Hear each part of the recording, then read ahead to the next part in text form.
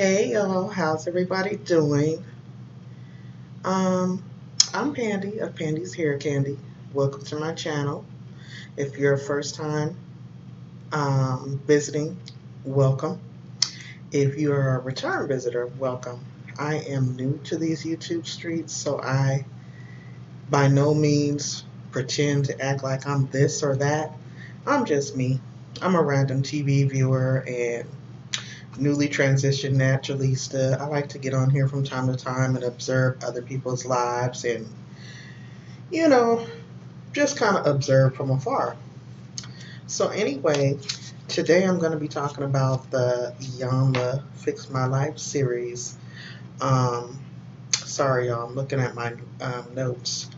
It was titled "And the Results of the Lie Detector, Part 1." This episode was about a family in severe turmoil.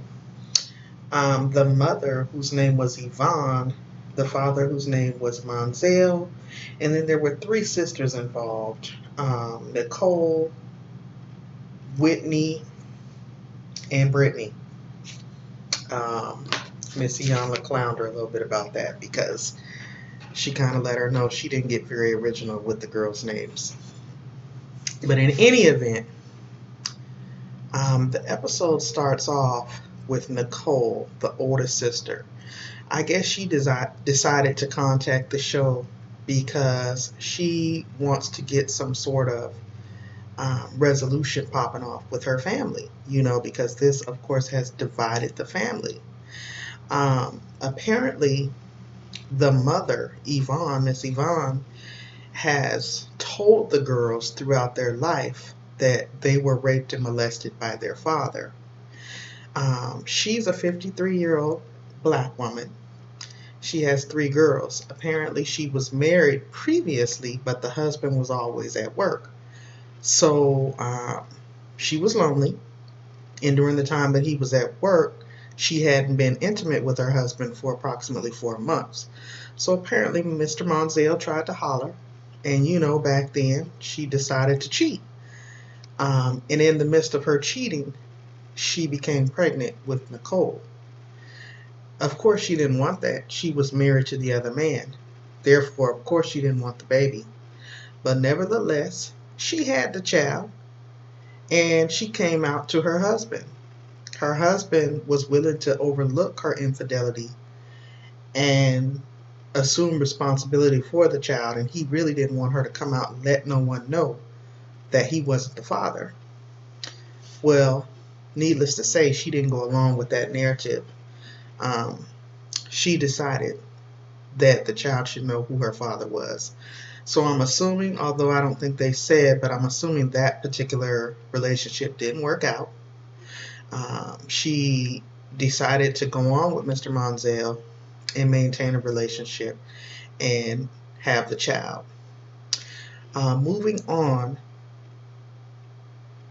she claims that their relationship was domestically abusive, and therefore I feel like she had a strong level of resentment for the oldest child, Miss Nicole, which again is the one who contacted Iyanla's show. So that's just giving you a brief nutshell of the parents. Okay, Miss Nicole, who is also a young mother of 5, seems very angry, very distant, and very aggressive. But she claims she's there for Iyanla's process and she's there to do her work. Like Iyanla says, do her work. So, okay, she tells the story that she was old enough to know that her mama lied. She feels like her mama coached them and she wanted them to say this and that about her daddy, and she wasn't for the shit. So, she feels like she's been broken away from her family. The mama told her that she was getting raped by the daddy and she liked it. She told one of her best friends, I guess when she was younger, that her oldest child is by her daddy. Just a whole mess right there with them two. Okay. She's there, I guess, to try to get some sort of resolution again with her family, but I don't know. It's just kind of interesting. Y'all check out this episode. Y'all see what I'm talking about. But anyway, they then show Miss Whitney. Whitney is the child in question. Apparently, she was molested by the father at age 3 years old. The mother claims that they had separated because he beat her so bad and it just got so bad that she finally left him. Okay, but at 3 years old, he came to pick up Whitney, just Whitney. I don't know why he didn't take the other two, but she claimed he picked her up. And when she brought him back home, because they had to go to vocational Bible school, she went to go get her ready and change her clothes. When she pulled down her underwear, she noticed there was blood in the underwear. Okay, so apparently she calls the Popos immediately and lets them know what's going on. I think she also got in touch with the father some kind of way, because some kind of way the father was taking the girl to the hospital and was pulled over with the little girl, and then I guess at that point arrested for the crime of kidnapping or abduction and possible rape on the child. So nevertheless, she puts this narrative out there that he molested the girl. She also, from what I'm gathering, has coached these girls to tell the authorities, like the one time the Popos and CPS, this is what happened. Well, apparently Miss Nicole wasn't with it. She was like, I'm not going to say that about my daddy because that's not true. He didn't do those things. And I'm going to also tell them people that you told us to tell them that. So she says, the mama tells her, if you do that, you were not going to live in my house. And she said, sure enough, that's what happened. And she said like a day or two later, she was placed into the foster care system or group home system, one or the other. Anyway, so her and her mom have a very estranged, fractured relationship, to say the least. So Iyanla then interviews Miss Whitney, the child in question again. These are all young adults now.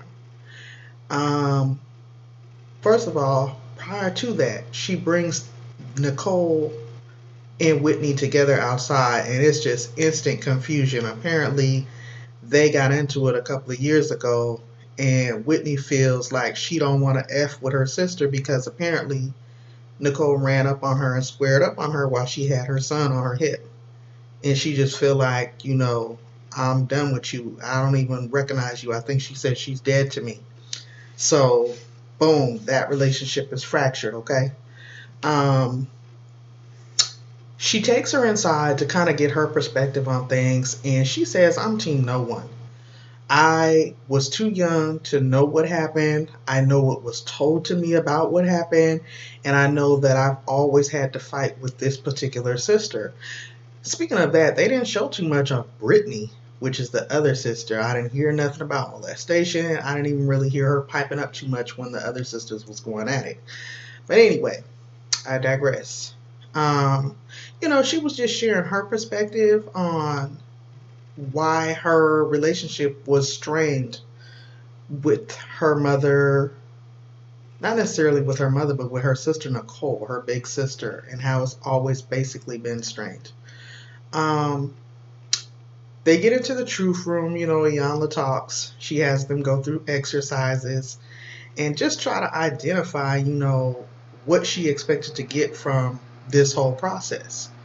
And at the end of the day, it sounds like she just really want to know what happened. She feels like she knows something happened, but she can't quite pinpoint what exactly happened. So, okay, that's basically their spill. Iyanla then talks to Miss Yvonne, and then she also talks to Mr. Monzel. They also end up doing a lie detector test.